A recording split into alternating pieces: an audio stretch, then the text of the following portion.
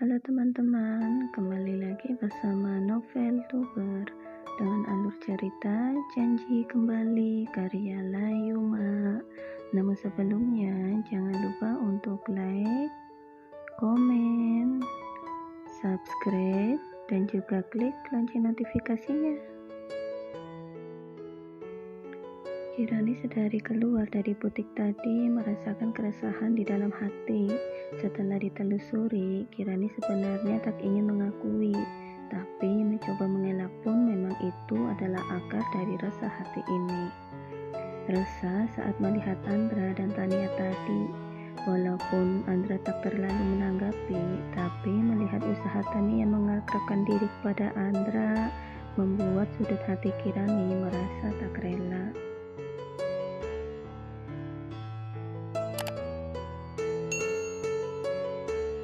Kirani yang kini sudah membersihkan diri dan tiduran terlentang di kamar kosnya, dia menutup matanya berharap bisa menghilangkan beban pikirannya yang dari tadi tak jauh-jauh mengingat Andra dan Tania. Astaga hati, sadar dong, Pak Andra bukan siapa-siapa, dia cuma bos aja. Masa iya aku suka sama Pak Andra? Kudu ingat-ingat kata tukang parkir nih, Kirani. Setelah dari pusat perbelanjaan tadi, Kirani yang sudah merasakan lelah jiwa raga, dia meminta Zahra untuk langsung pulang saja. Untungnya sahabat rewelnya itu langsung menuruti tanpa banyak kata. Namun kini tanpa Kiran sadari, Zahra sudah masuk dan berada di dalam kamar kosnya. Saat tadi Kirani mulai bergumam sendiri. Zahra masuk dengan membawa beberapa paper bag besar yang penuh di kedua tangannya, dan dirinya pun tersenyum geli mendengar gumam Kirani. Mundur, mundur, stop! Celetuk Zahra menyahuti gumaman Kirani. Astaga, Lora, bisa nggak sih kalau masuk ketuk pintu dulu? Kesal Kirani yang sebenarnya menutupi rasa kaget dan malunya karena ulah Zahra. Bisa nggak lo kalau habis masuk langsung kunci pintu, timpal Zahra santai yang membuat Kirani seketika mengerucutkan bibirnya karena sadar kebiasaan buruknya itu sangat sulit dihentikan. Lo bawa apa itu? Tanya Kirani mengalihkan pembicaraan saat melihat ke arah tangan Zahra dengan banyak bawaan. Nih paket punya lo. Zahra mengangsurkan semua paper bag itu di depan Kirani, hingga Kirani yang sudah duduk di atas ranjang harus memundurkan diri agar tak tertimpa paper bag yang Zahra letakkan. Kayak berat aja sampai kecapean gitu, sindir Kirani meledek ekspresi Zahra. Nggak usah banyak omong, coba aja lo bawa. Ogah, udah tinggal buka aja, ngapain dibawa-bawa lagi? Lanjut Kirani yang kini telah berhasil membalas kekesalannya kepada Zahra. Mereka berdua pun penasaran dengan apa isi di dalamnya, karena ini terlihat lebih banyak dari barang tadi yang dicoba Kirani. Kayak seserahan lamaran aja Ki, lengkap gini, ledek Zahra melihat isi dari paper bagnya. Karena bukan hanya beberapa dress yang tadi sempat dicoba Kirani, tapi ada juga beberapa setelan pakaian kerja yang lebih trendy dari pakaian kerja yang selalu dipakai Kirani selama ini, dan juga lengkap dengan sepatu dan peralatan make up wanita. Tapi ini gak salah kirim, Ra? Tanya Kirani tak menggubris ocehan Zahra. Zahra hanya mengangkat bahunya seraya dirinya mematutkan diri dengan salah satu dress yang menarik perhatiannya di sana. Coba aja lo tanya ke Pak Andra, saran Zahra yang sudah menaruh kembali dress itu ke tempat semula. Oke deh, gue coba tanyain, sahut Kirani. Bukannya mengambil ponsel yang terletak di atas meja, dia malah mengambil sepasang sepatu yang menarik perhatiannya untuk dicoba.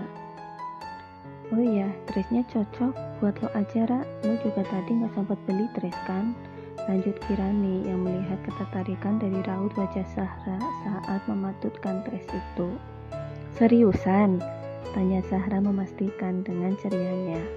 Gue gak mau ya seriusan sama lo, gue masih normal. Sialan lo, sahut Zahra dengan tawa renyahnya. Makasih Kiki, Lanjut Zahra, bukannya memeluk Kirani, tapi malah memeluk kotak yang berisi dress miliknya sekarang. Dan Zahra kini berjalan ke arah pintu untuk keluar kamar. Sahut Kirani setelah mencoba sepatu itu dan ternyata pas di kakinya, dan akan memasukkan sepatu itu kembali ke dalam box. BTW, lupain aja kata Kang Parkir, karena sepeda itu gak bakal ketukar, ucap Zahra terjeda dengan separuh badannya berada di ambang pintu. Cuma palingan masih kesalip, ketikung, atau ketinggalan aja, hahaha, ujar Zahra langsung keluar dan menutup rapat pintu kamar kos Kirani. Saat melihat Kiran sudah mengangkat tangannya dengan memegang sepatu baru itu, dan akhirnya sepatu di tangan Kiran pun melayang, tapi malah mengenai pintu yang ditutup Zahra. Astaga, sepatu baru! Sementara di tempat lain, Andra sudah sampai di rumahnya bersama dengan Bina. Mereka mendudukkan diri sejenak di sofa ruang keluarga. Kamu nginep di sini kan? Iya Ma, Andra juga capek mau langsung istirahat aja. Capek ngapain? Cuma duduk aja nemenin Mama ngobrol sama Tania juga. Seloroh Bina mengingatkan Andra saat menemaninya jalan, hanya diam saja. Dan Andra tetap sibuk dengan tablet yang sayangnya selalu dia bawa. Sayangnya Bina juga lupa untuk menyita barang itu sebelumnya. Ya kan, Mama udah ada teman ngobrol, makanya Andra sempatin cek pekerjaan di sana, ucap Andra membela diri dari omelan mamanya. Hingga kedatangan seorang pria parubaya yang sedang turun dari tangga membuat Bina menelan kembali ucapannya untuk Andra. Loh, Bapak kapan pulang? Tanya Bina ke arah pria parubaya itu yang tak lain adalah Abimanyu, suaminya. Karena sebelumnya Abimanyu mengatakan akan pulang seminggu sebelum acara perayaan perusahaan, tapi nyatanya kini malah sudah ada di rumah. Udah 2 jam yang lalu, sahut Abimanyu sambil melihat jam di pergelangan tangannya. Kok nggak ngabarin dulu? Ada kunjungan penting besok, jadi pulang hari ini sekalian sambil istirahat di rumah, terang Abimanyu yang kini sudah mendudukkan diri juga di sana. Andra pun menghampiri sang papa menyalami tangan pria yang menjadi sosok pemimpin inspirasinya selama ini. Melihat mama dan papanya masih bercengkrama duduk di sana, Andra pun langsung saja pamit untuk istirahat di kamarnya. Namun sebelum itu, dirinya lebih dulu berjalan ke arah dapur untuk mengambil sebotol air yang akan dirinya bawa ke kamar. Makasih, ucap Arka mengambil botol yang baru saja Andra keluarkan dari lemari pendingin dan meneguk isinya. Cek, decak Andra melihat kelakuan adiknya. Baru selesai main loh, lanjut Andra kembali mengambil botol air minum dari dalam kulkas. Iya, perasaan baru sebentar main udah malam aja, seloroh Arka menyahutinya dengan mengambil nasi serta lauk yang tersedia di meja makan. Sudah jam 9 malam dan Arka baru menikmati makan malamnya. Sedangkan Andra sudah lebih dulu makan malam di luar tadi dengan Bina dan Tania. Jadi dirinya hanya duduk di meja makan untuk menemani Arka dan membuka botol itu untuk diminum olehnya. Baru saja akan menenggak minuman, sebuah notif pesan masuk ke ponselnya. Dia pun membuka pesan itu dengan tangan lain yang terangkat meminum air. Namun belum juga air itu masuk ke kerongkongan. Air itu kembali menyembur dari mulutnya dan mengenai wajah Arka yang tepat berada di depan Andra, sedang bersandar di kursi setelah menikmati makanannya. Heh, kalau punya dendam itu bilang, siap gue buat baku hantam, seru Arka dengan kesal dan mengambil tisu di atas meja dengan asal untuk membersihkan sisa air semburan Andra yang masih tersisa di wajahnya. Maaf, gak sengaja, beneran, ucap Andra mengangkat jari tengah dan telunjuknya bersamaan. Arka yang masih kesal pun segera pergi dari sana dan meninggalkan Andra begitu saja. Bapak kayaknya salah kirim seserahan ke alamat saya deh. Kirani yang masih kesal melihat sepatu baru itu terdapat penyok di ujungnya, dia sampai tak sadar saat mengirim pesan ke ponsel Andra. Hingga saat sebuah panggilan masuk ke dalam ponselnya membuat Kirani mengerutkan dahi. Pak Andra, kenapa nelpon? Gumam Kirani, namun tak kurung dia pun segera menerima panggilan itu.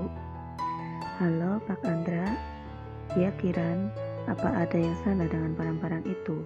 Tanya Andra dengan suara beratnya. Entah apa yang terjadi dengan Kiran, hanya mendengar suara Andra saja, kini bisa membuat kekesalan Kirani atas insiden sepatu itu langsung menghilang. Dan juga dengan kegundahan hatinya sejak tadi, yang tak rela melihat Andra bersama Tania. Maksud Pak Andra, sahut Kirani masih belum paham. Saya kirim semua itu bukan berarti sebagai seserahan buat kamu, tegas Andra. Bukan gitu maksud saya Pak. Saya cuma bilang ini kayaknya salah kirim, soalnya banyak banget barang yang datang ke alamat saya. Dan gak mungkin juga kalau ini semua Bapak kasih buat saya kan? Lanjut Kirani panjang lebar, karena tak ingin ada kesalahpahaman di balik kiriman barang yang datang ke alamatnya. Apalagi ini semua bukanlah barang sembarangan, karena tidak bisa didapatkan dengan mudah dan murah seperti membeli di pasar tradisional. Gak ada yang gak mungkin Kirani. Pernyataan Andra yang membingungkan makin membuat Kirani menjadi pusing sendiri. Dan Kirani kembali bersuara melayangkan pertanyaan yang terlintas di kepalanya. Tapi Bapak gak ada maksud pecat saya dan jadikan ini sebagai pesangon kan? Kenapa kamu berpikir seperti itu?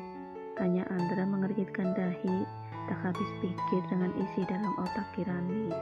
Tapi dengan otak itu juga Kirani bisa melakukan pekerjaan dengan baik selama ini. Karena saya masih belum paham maksud Bapak dengan memberikan ini semua, dan untuk saya sendiri ini terlalu berlebihan. Anggap saja itu sebagai hadiah karena kamu sudah menjadi gadis yang pintar dan selalu bekerja dengan baik, ucap Andra kembali dengan suara dinginnya, yang artinya tidak ingin ada bantahan dari lawan bicaranya. Baik Pak, sebelumnya terima kasih banyak, ucap Kirani tulus dengan senyum di wajahnya. Namun dirinya lupa, setulus apapun senyuman itu, Andra sebagai lawan bicaranya tak bisa melihatnya.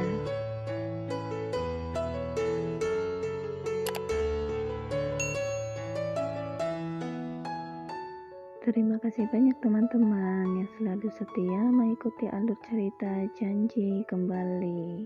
Sampai jumpa lagi di chapter-chapter selanjutnya. Mari berbanyak silaturahmi dengan selalu dukung channel ini. Salam sehat selalu semuanya.